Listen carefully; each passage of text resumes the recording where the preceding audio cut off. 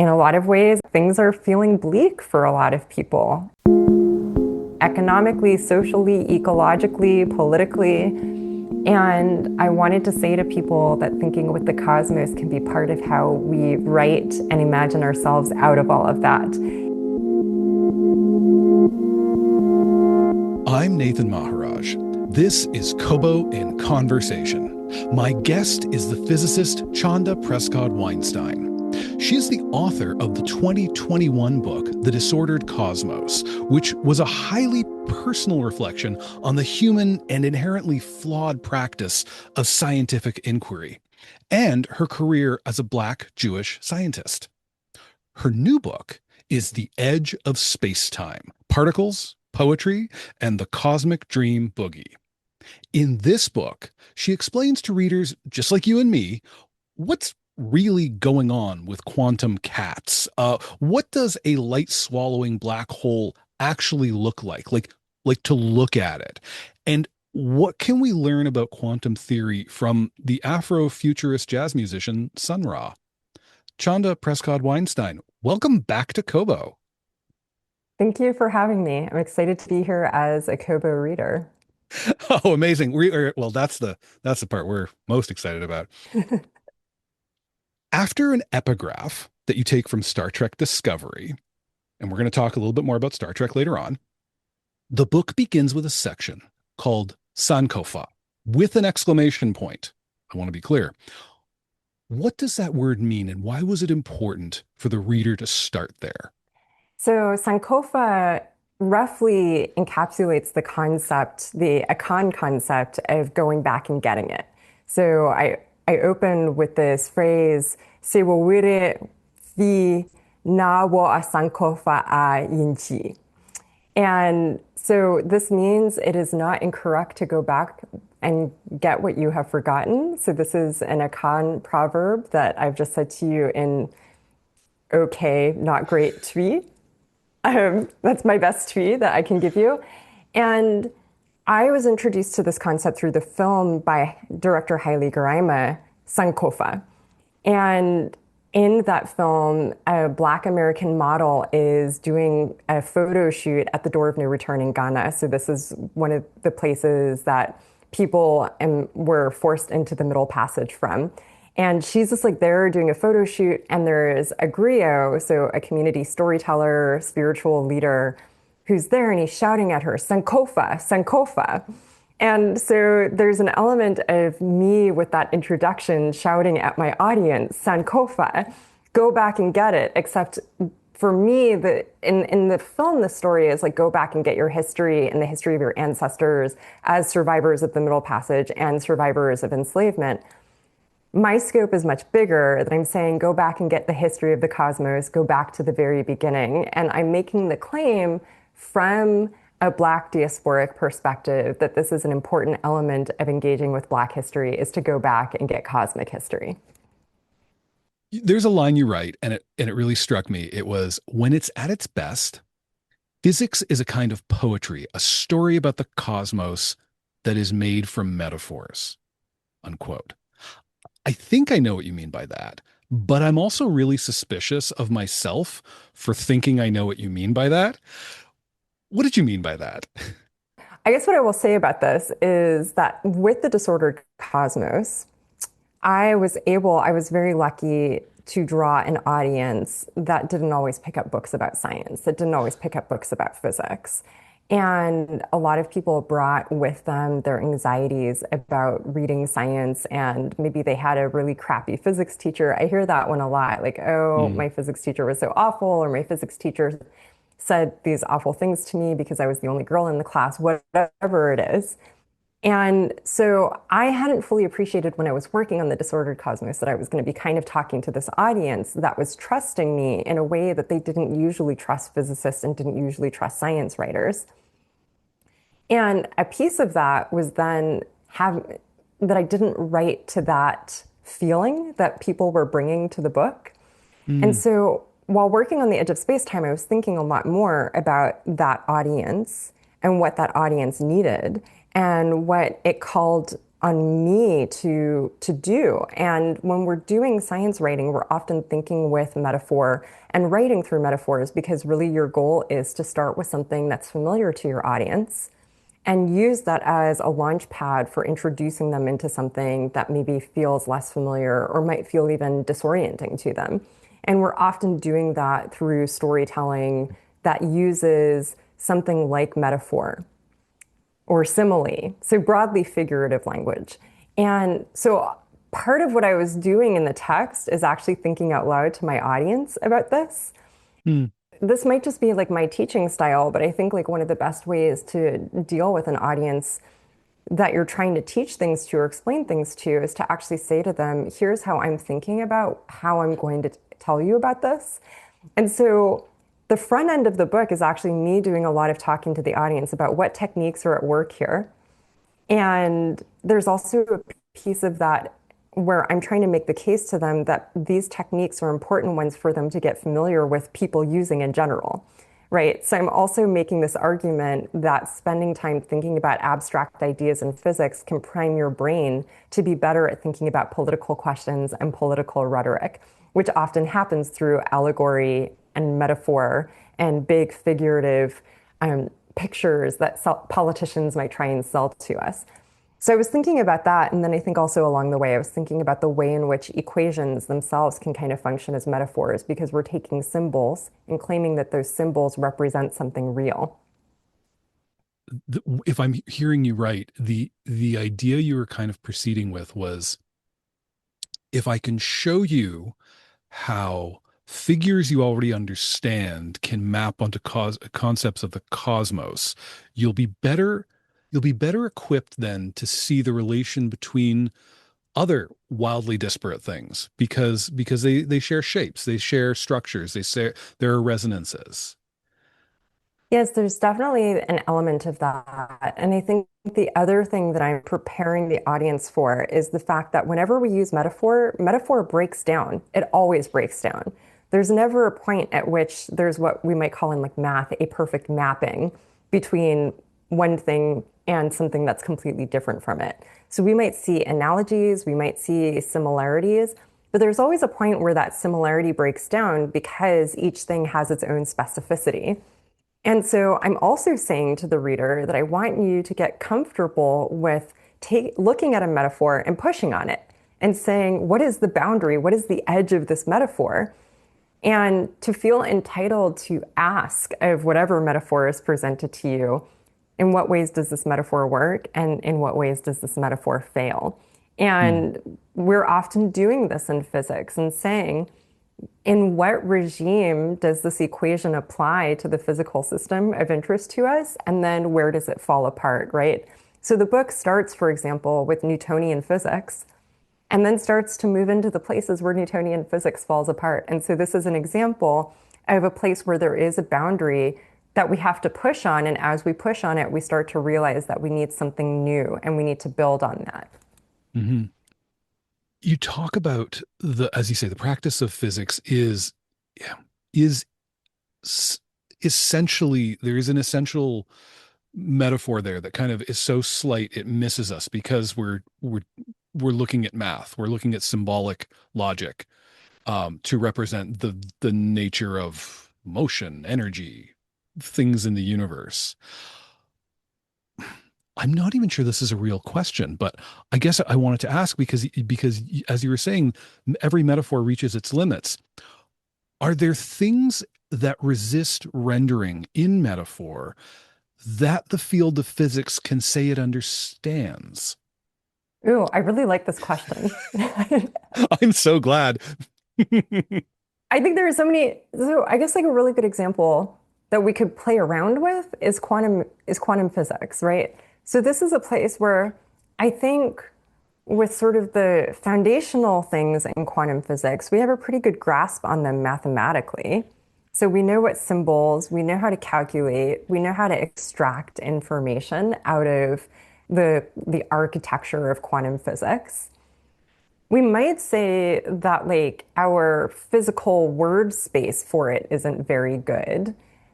Um, there's lots of debate about how we should interpret the indeterminacy of quantum mechanics, like the idea that, for example, the quantum cat can be both dead and alive at the same time doesn't necessarily sound like it's sensible, like it's a sensible statement. Hmm. And this is actually part of what's cool about thinking with physics and taking a little bit of time to just be in that part of the universe for a while is you start to realize I have to change my sense of what's sensible because we now have these scenarios where something can be two completely different things at once. Something can be a particle and a wave at the same time. So this is wave particle duality. So the question of whether our language is failing us there is maybe a matter of perspective. The symbols are working out just fine.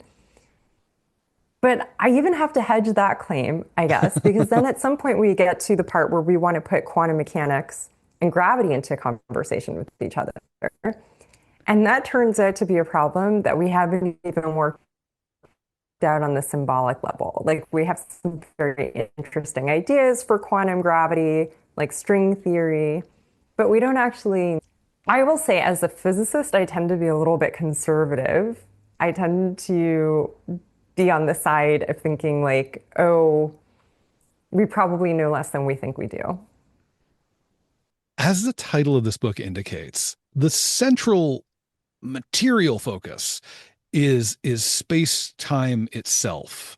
Why set your focus on there on that point and not like quarks or subatomic particles like that or some other cosmological concept? Why space time? So some of this is very personal. The Disordered Cosmos, my first book, I think is often understood to be a very personal book because I Mm, use personal essay as a format to kind of get at the issues, the critical social commentary that I wanted to make about the physics community and the astronomy community. And in a lot of ways, The Edge of Space-Time is actually the much more vulnerable and personal text for me because it was about going back to my intellectual roots, or what are the questions that first drove me as a young person to decide that this was a career path that I wanted to be on. And I started writing the book right as I got tenure. And so I was kind of having a moment of intellectual introspection and evaluating, on some level, the distance between what we promise young people the career path in physics will be and what the career path in physics actually is, and the sacrifices you make along the way. So, on a level, I talked about some of that in the Disordered Cosmos. Like, I talk about the racism and the sexism and the homophobia and transphobia and all of that. But in this book, I really wanted to focus on like what were the physics questions that I was told this is not a productive career path for you to think about. mm, And even like basic things like if I just want to sit around thinking about what the heck space is, like really what is space? Not like how do I use it? How do I write equations down? But like if someone asked me to describe space, what would I say? mm. That's not something that we're ever asked to do as physics students. We're not asked to ever read Newton in the original. So the first time I read Newton, any of Newton's Principia was while I was working on this book. And I went back and read a lot of original texts that I had never been given space to read in my physics training and had never been encouraged by any of the things, the necessities of career success to take time to read. And so Mm. that was a lot of like, I'm returning to space time. I wanted to return to the most foundational elements of the thing. Mm. What does reading Newton's Principia, what does that bring to you? Especially, it would bring me one thing. It would remind me how useful the high school curriculum is. It boiled down mechanical physics to something I could be good at, and rather than actually having to take him head on, unfiltered. But what is it like to read Newton from the perspective of someone who has benefited from all of the research that's built beyond that to be down at that bedrock? So I actually kind of read Newton in a funny order because I'll be honest and say that I didn't love Newtonian mechanics. Like, I really didn't like that class. I didn't particularly, I loved my physics teacher in high school, but the concepts, I was like, okay, I'm just getting through this because I'm trying to get to the cool stuff. This was my attitude. Why didn't you like it? I need to know why didn't you like it? Was it too deterministic? Was it like, yeah, thing smacks into another thing and then it moves?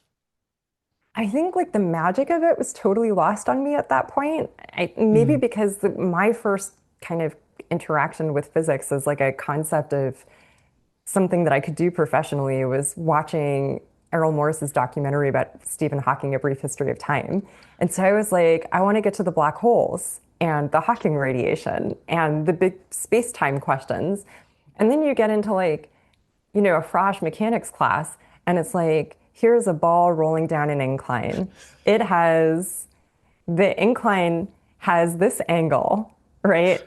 This is our friction coefficient. Yeah. This is the friction coefficient. Draw a force diagram. And I was honestly like, who gives? Like, why? I think like as a physics professor, I appreciate a lot more why we take students through those steps.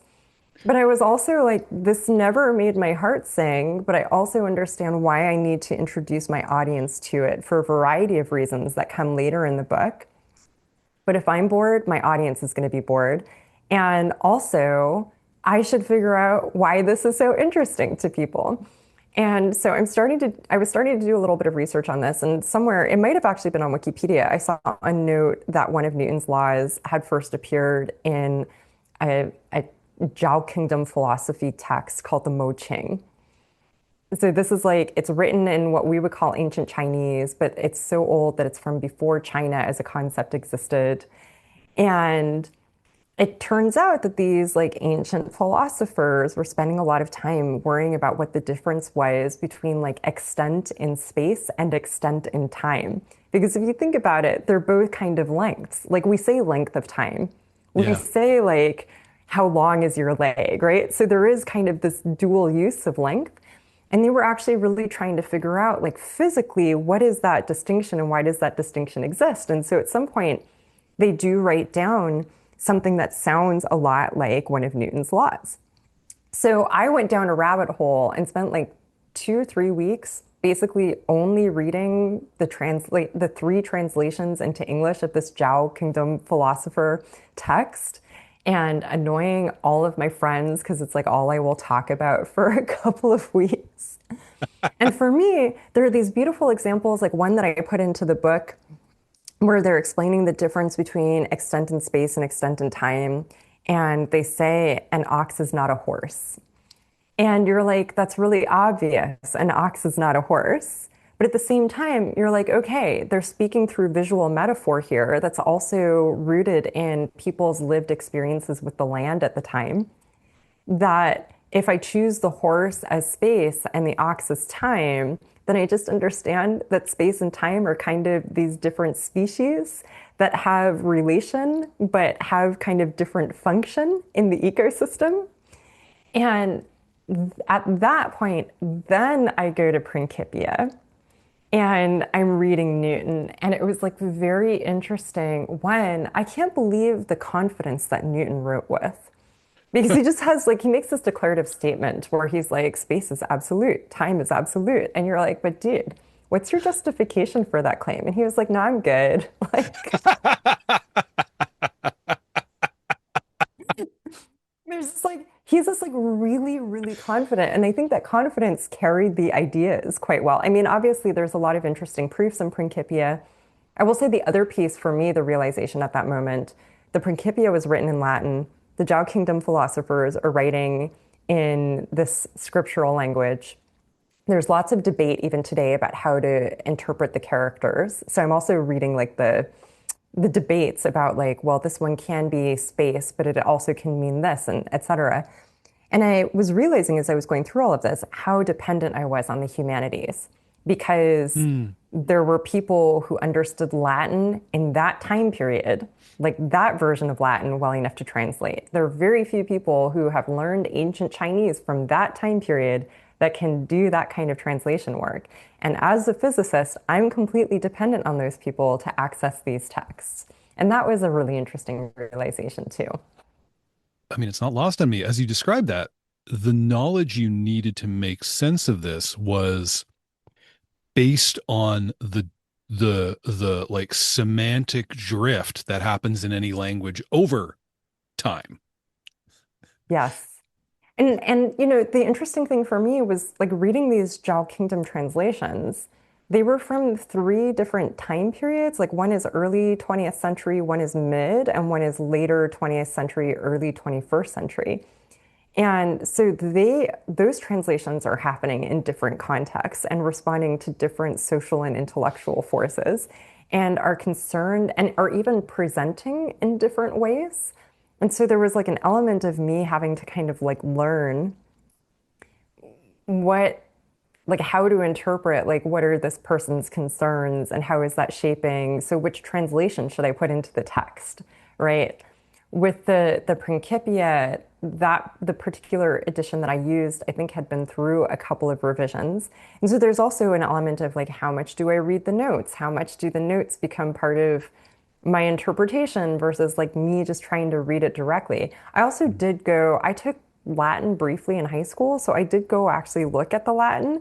And again, really grateful there are people who took it for more time than I did, right?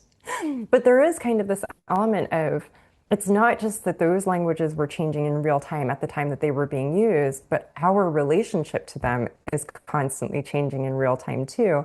And that means our interpretation and our sense of like what were these people trying to say and our political commitments around that is changing as well. And that means that in 30 years, someone could come back to the exact same questions that I did with maybe a new translation and have a Mm, very different experience with it. yeah. We've been talking about time. In your book, you call attention to the possibility that maybe we don't spend enough time thinking about time. As you said, nobody gave you a gold star for daydreaming about the nature of space, but time itself seemed to always be second fiddle to space and never actually get attention. Tell me about that. How does that live in kind of in the world in your world professionally, where time never quite gets center stage? Yeah, it's interesting, right? Because time is obviously very important in physics, but it's important because it's a parameter. Hmm. And so it's a parameter that we have to be very attentive to. We have to be very, and in a lot of ways, you can think of physics as a science of motion. And motion, generally speaking, is something that happens in time.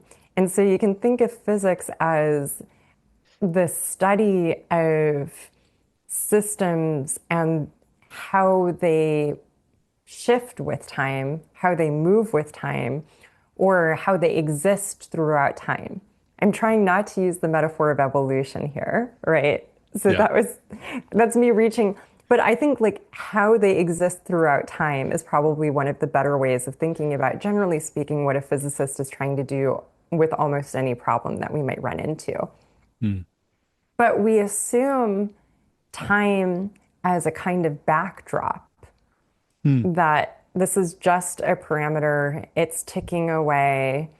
Maybe in general relativity, we have to be a little more attentive to how it's ticking away because in general relativity, space and time are not separate. And even in special relativity, there can be distortions in time depending on how fast you're going relative to the object that you're measuring, the system that you're concerned with. But even there, you're still thinking of time as a parameter that you're ticking away on a clock, and you just have to be careful about which clock, Hmm. whose clock, Hmm. and how that clock is moving. I think one of the things that actually forced me to think a little more deeply about the extent to which we consider time broadly was actually interacting with Black studies. So I do this research in Black feminist science studies. And in Black studies, there is a lot of conversation about the problem of progressive history as presented through an Enlightenment or European epistemological framework. So the idea that civilization is always evolving progressively, intellectually into something better as time goes forward. Yeah. And so there's a lot of criticism of this analysis of history and this analysis of society and sociological phenomena. And the assumption that time is linear for these purposes. And so I found myself reading a lot of stuff that was kind of making these claims about time that sat funny with me as a physicist because I was like, but chronological time, like it only goes forward. It is, my general relativity linear. And I really kind of had to grapple with how do I explain to people the difference between social time and chronological time, or the difference between political time and chronological time. And that actually forces you to think a lot more about chronological time than any physics problem ever really gets you to think about it.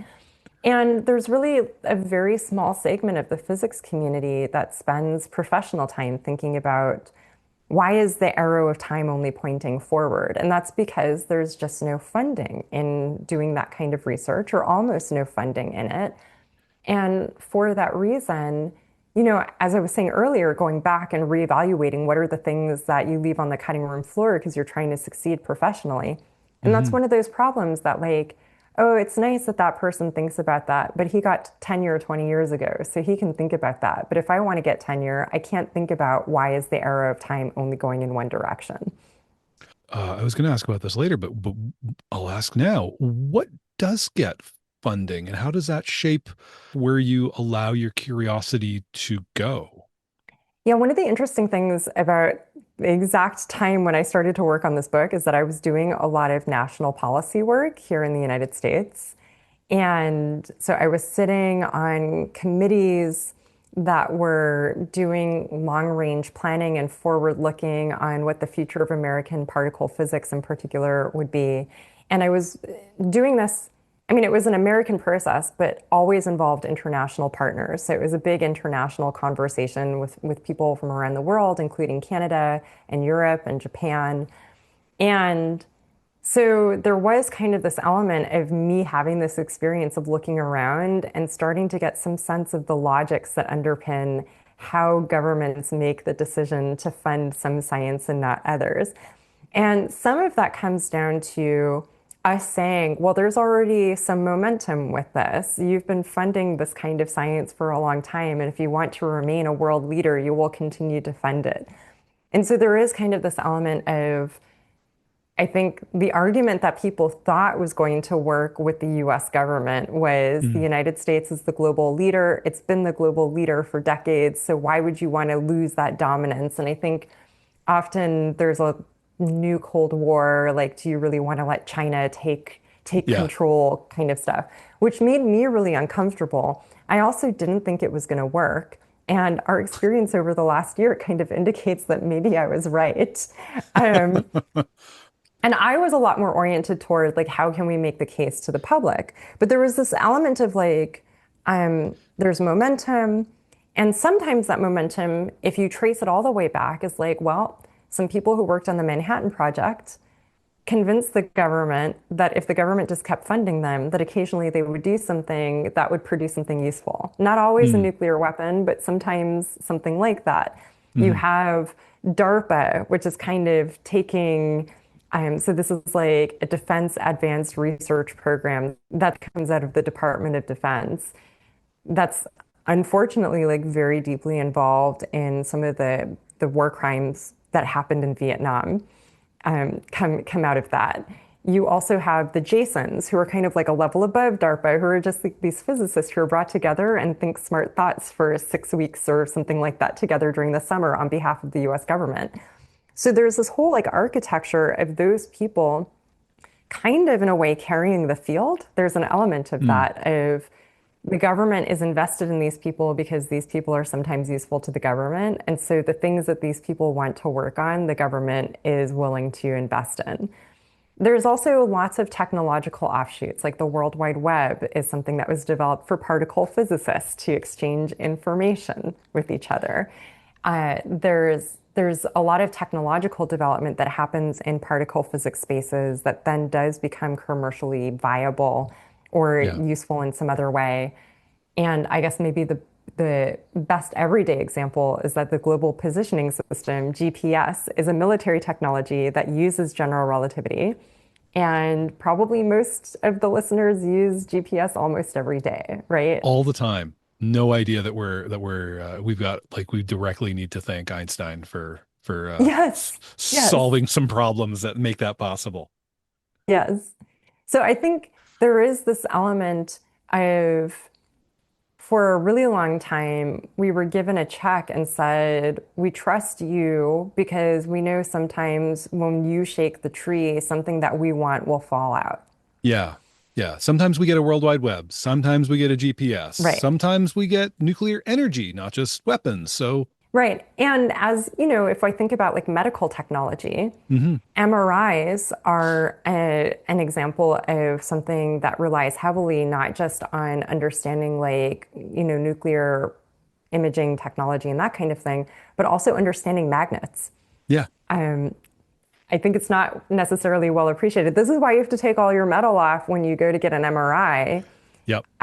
If you've seen the most recent Final Destination film, there's like a kind of horrifying example of what happens when you don't take your metal off. And there actually was very unfortunately a recent incident where someone did in fact die that way because of metal that wasn't removed.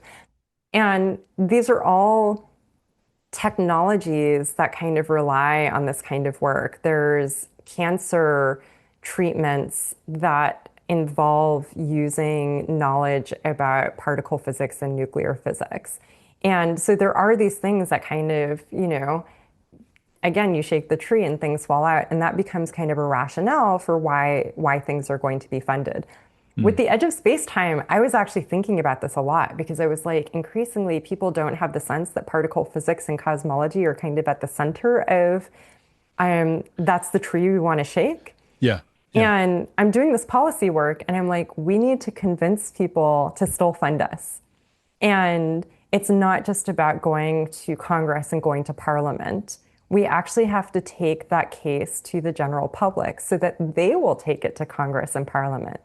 I don't want it to just be physicists. Right. So that we vote for the people who say that they'll do the things. It's Right. not just the people who already have the power, but the people with at the ballot box say, I wish to support a candidate who is behind this sort of endeavor. Exactly. You also want them to hear, like, oh, as happened last year, the Nancy Grace Roman Space Telescope, which is NASA's next major great observatory, it's launching in September of this year. I'm very excited about it. Nancy Grace Roman was like the mother of the Hubble Space Telescope. She was an infrared astronomer who also just made sure we got Hubble, which has completely changed how we all see the world and the universe.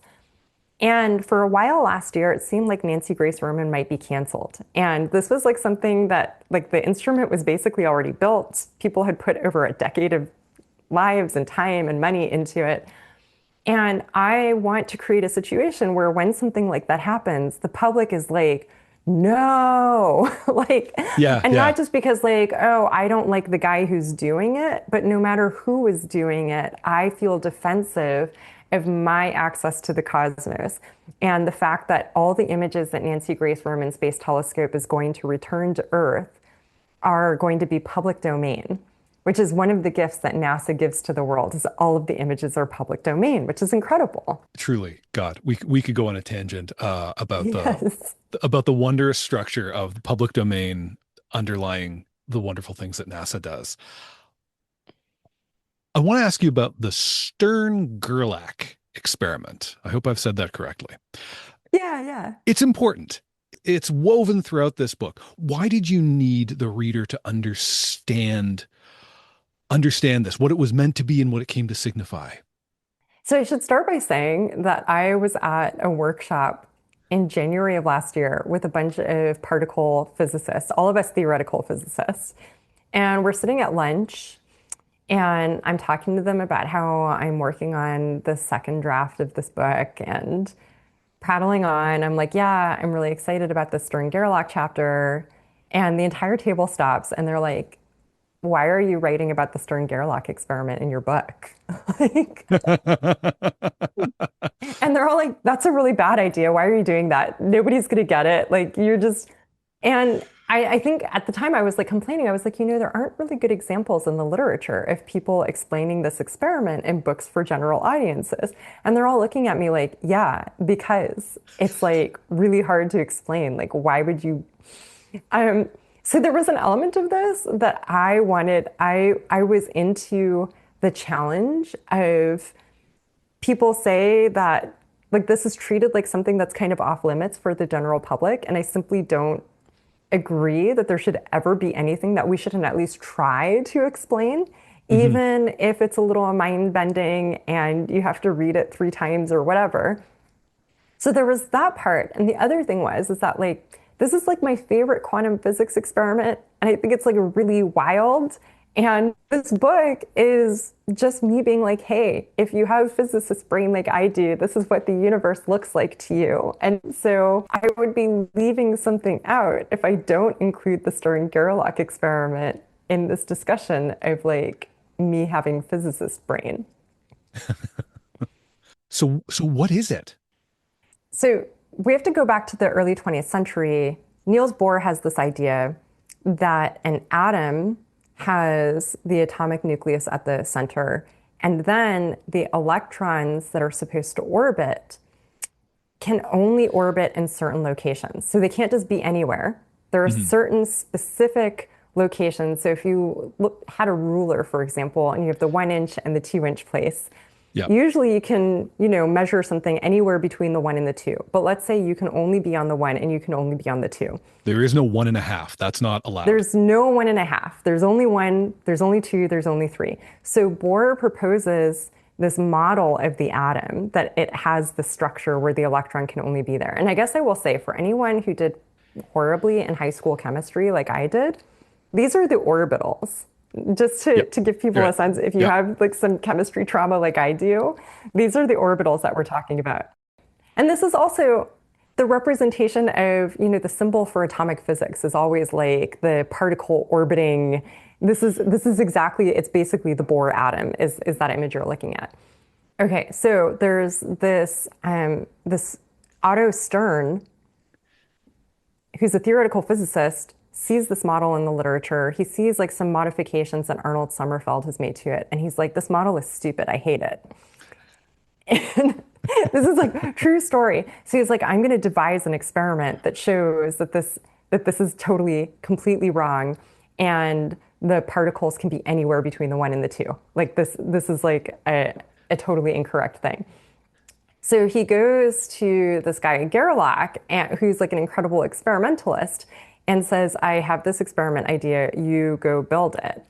And for various reasons, Stern is somewhere else, so they're not even in the same place. They're exchanging letters, etc. So Gerlach builds this experiment, and basically what they find is so they run some silver through a magnetic field, and they're expecting all the atoms to look one way, but then they split between two.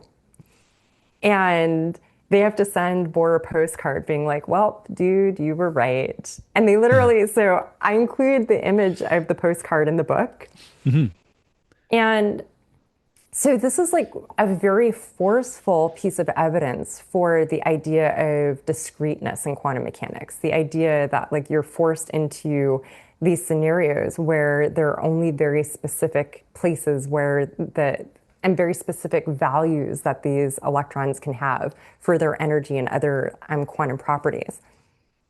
One of the things I love about the Stern-Gerlach experiment, besides the fact that it's like very forcefully like the quantum thing is real, and the Bohr atom has something to it, is that you can then set up sequences of these experiments where you tweak which property you're measuring, and the particles will either have the information that they knew at the beginning of the sequence of experiments or not have it, depending on what kind of observations you do. And this suggests to us that observing the particles, the act of taking a measurement, changes what properties the particles have. And that is wild. That seems like that's a place where a lot of us lay people um we do one of two things. We either check out or we just nod and we kind of have to take it almost as like religious doctrine. Like, yes, that is the number of angels on the head of a pin. Okay, noted. So I think like the important thing about that is also, I think there's kind of this imaginative or like fantastical belief that physicists are somehow having a different experience with it because like we're not human in the same way or whatever. But actually, physicists are having the same experience with it. And most of the time, physics students learn about the Stern-Gerlach experiment and they're just told, take on face value, this is how the thing works, and keep Mm, going. Integrate this into your knowledge and don't think about whether it makes sense to you because now this is what your sense is. And that's one way of building intuition, which is just to say your sense was wrong. Here is your new sense. But like, there's no time where you're like, you kind of sit and think about how does that make you feel? When hmm actually maybe you should. And so I taught the Stern-Gerlach experiment to my graduate quantum physics class a few years ago. And the way that I did it is I taught it in the first week of the class, and the students are just kind of having that exact reaction. Okay, okay, Professor Prescod-Weinstein, whatever you say, I saw this in my undergrad. I know how to do calculations with it. Then we do some more quantum physics. I teach it again, and they're like, okay, you showed this to us already. And then we do some more quantum physics. And the third time, I had a student raise her hand, and she was like, and this is like one of the maybe the sharpest student in the class. And she says, but that outcome doesn't make any sense. And I was like, right. Yes, Yes. you're doing quantum now. The the moment that you're actually really engaging with it is when you're having that moment of going, wait, that does not make sense to me. That is not what my intuition tells me should hmm happen. So part of what I wanted to do with the reader was to say, like, yes, if this is not making sense to you, welcome to physics. Yeah. Well, how striking that the practice of this pursuit of knowledge would depend on staying alive to that voice inside of you that says, no, no, impossible. Yes. I love that way you put it because like I actually want people to hear that voice and fight with it a little bit and be curious and fight with it in the curious sense of saying, well, why do you think that? hmm And saying, okay, but the Stern-Gerlach experiment, I can see these diagrams on the page that are very clearly telling me this is what the outcome is. And it's also very clearly telling me that if I want to write down equations that will symbolize what I am seeing in this diagram on the page, that I now have to introduce something called imaginary numbers into my calculations. And Newton didn't need those, but now I am forced into them. This is the other reason I love the Stern-Gerlach experiment, is it kind of foists the entire mathematical architecture of quantum physics onto you because there's no other way to write it down. And but I want people, as you say, to stay like very attuned to the voice in them that's objecting. hmm And I want the reader, the non-physicist reader in particular, to be skeptical of the voice that's telling them that they don't get it because they're not smart enough or because they're not a physicist. But the point is that physicists don't really have a full grasp on this either. And certainly when you're starting out with something, often this requires a shift in your sense and your sensibility. How did writing The Disordered Cosmos prepare you for writing this book, The Edge of Space Time? I mean, as I said earlier, there was an element of this of like just being a lot more attentive to the reader that was Yeah. going to trust me, Yeah. that doesn't always trust physicists. And what an honor in a way, but also how terrifying to serve that reader on a level because I don't know if I will ever be good enough to assuage their fears and make them feel like their hand was held in the ways that they needed it. Mm. I was so lucky that the Disordered Cosmos was successful in the ways that it was, but also that put so much pressure on a second book because it's inevitably going to be compared to the first one, especially if the first one was considered good. And so there was a lot of kind of trying to keep in mind my responsibilities and at the same time not let that take over for me. And as an example, I have this note in The Edge of Space-Time, a note on the great men of science Mm. at the beginning of the queer phenomenology section, which is where I get into like quantum mechanics.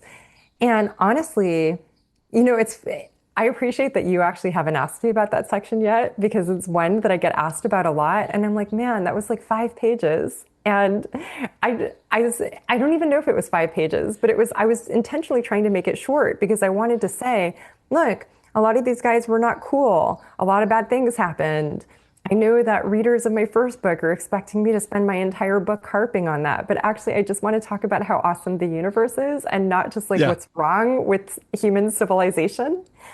And I was afraid that my reader would not let me do that or would not accept a version of me that was just like, but what if we just left the earth crap on earth Hmm. and stayed with the cool earth stuff and stayed with the cool cosmic stuff. And so I have this note where I'm just like, let me just get this out of the way so that everyone can feel like I've checked that box without feeling the pressure of, as a Black queer woman science communicator, that I always have to be the one to be like, Debbie Downer, Yeah, like, yeah. everything's sad, everything's broken, because I also felt, particularly as time went on, that the book had to deliver a message of hope to people because, in a lot of ways, as I say in the book, things are feeling bleak for a lot of people, economically, socially, ecologically, politically. And I wanted to say to people that thinking with the cosmos can be part of how we write and imagine ourselves out of all of that. And I can't do that if I'm just being sad all the time. So I think a lot of it was kind of trying to find the balance between that version of me and the version of myself that lives in a different way. And I think it was vulnerable. Well, speaking of expressions of imaginative optimism, you're a huge Trekkie. Yes, You, to say the least. to say the least. This, I mean, look, listeners who are like Star Trek averse, look, the book is fine. Like you're going to make it through the book's, you don't need to like have studied up or anything like that. But you do get the impression, as you alluded to, like hanging out with your friends, how it's like, uh-oh, Chanda's excited about a thing. We're just going to hear about this all the time. This, I felt like this was like somebody had texted me and they're like, oh, come through. My physicist friend Chanda's hanging out with us. And then I sat down at the table and I got a beer and Chanda's amazing, but man, she's into what she's into, and you do not know what's coming next. And part of it's Star Trek. Tell me about Star Trek in your life, and like what is it? What does this mean to you? Because it really seems to be like a dreaming space for you. I want to say I really appreciate that because I actually think that's probably a lot of people's experiences with me of like, oh, well, I don't know what direction this is going to go in, but whatever it is, she's thought about it a lot and has a lot to say about it.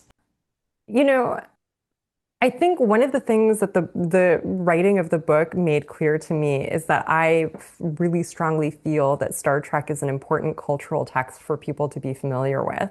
And not just because I personally enjoy it, but also because increasingly we have people in positions of authority, like the head of the US Department of Defense, Pete Hegseth, using Star Trek as his rhetorical argument for things that he's doing in relation to the Space Force. We've got Elon Musk running around promising that him blighting the night sky with Starlink is somehow bringing us one step closer to Star Trek, right?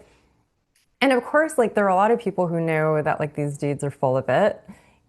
But I do think those of us who have spent time with Trek are well equipped to actually say this is the way in which they are lying to you. This is the distance between the claims they are making and their actual practice. And so, in that sense, I think Star Trek is a useful cultural text that has become so politically ubiquitous that some familiarity with it is actually a politically productive thing. So, that's my argument for why everyone should know something about Star Trek. I go to the Star Trek convention in Las Vegas every year. And one of the reasons I go is I mean, I do love seeing all the cosplay. I went to Fan Expo when I lived in Toronto. So I do love kind of that element of like nerd culture. But I also, for Star Trek in particular, love being in a community of people who share the kind of socialist utopian vision of a future where we take care of each other, where everybody has their basic needs met, and that includes like medical, food, housing, and where people are curious about the universe and are organizing their civilization around, in part, having a segment of the population that goes out and experiences the universe just for the sake of reporting back and building connection and building community. And being around other people who share those values with me, I think has helped me stay present in the idea of being hopeful even in the worst conditions. And in fact, Gene Roddenberry, the creator of the Star Trek franchise, envisioned the show simultaneously as an optimistic look of a future where racism and sexism are no longer barriers to cooperation. This was his vision in the 1960s. But also, as Star Trek The Next Generation rolled around and Star Trek Deep Space Nine, which he had a hand in before he passed away, also a warning about what the 2020s would be like if we didn't get our act together. And unfortunately, there's like some overlap between the 2020s that Star Trek envisioned and the 2020s that we are in. And at the same time, Trek said, even though you have that bad 2020s, that doesn't mean that you won't figure it out and get it together. And I just think there's something really beautiful about having a text that allows you to have that hope and teaches you to practice hope. So if it's not Star Trek, I think people should find something that helps them look forward to the future. But I think Star Trek is a really great place to do it. And I think that that community has helped keep me really grounded. And I have found the text to be really productive. So I spent a lot of time in the book, not a lot, but there's some time spent in the book on Star Trek Discovery in particular. And this is meaningful for me because it was the first show in the franchise to have a Black woman lead. And I think Sonequa Martin Green as Michael Burnham was just absolutely phenomenal. And season 2 of the show, and season 1, they use Alice in Wonderland as kind of a text for her character to say that the universe is a wonderland and it's okay if you feel out of place. And so they have these moments where like Sonequa Martin Green has to like recite Alice in Wonderland while she's like crawling through a duct, which I imagine was actually like a physically hard thing to perform. And it's the way that her character is like stimming. Her character is self-soothing in a high pressure situation by narrating Alice in Wonderland. And so that kind of got me back to Alice in Wonderland as a text. And there's a lot of Alice in Wonderland in the book, but it was Star Trek that got me there. Chanda, thank you so much for joining us. Thank you so much for having me. I have been speaking with Chanda Prescod-Weinstein, author of The Edge of Spacetime, Particles, Poetry, and the Cosmic Dream Boogie. Find her previous book, find Alice in Wonderland at Kobo in Conversation's home on the web, kobo.com/conversation. There's a link in the show notes. Follow in your podcast player, catch every episode, share this one with a space nerd in your life. And listen, while we're doing spacey things, throwing a 5-star rating on this show would be received with the warmth of a splitting atom.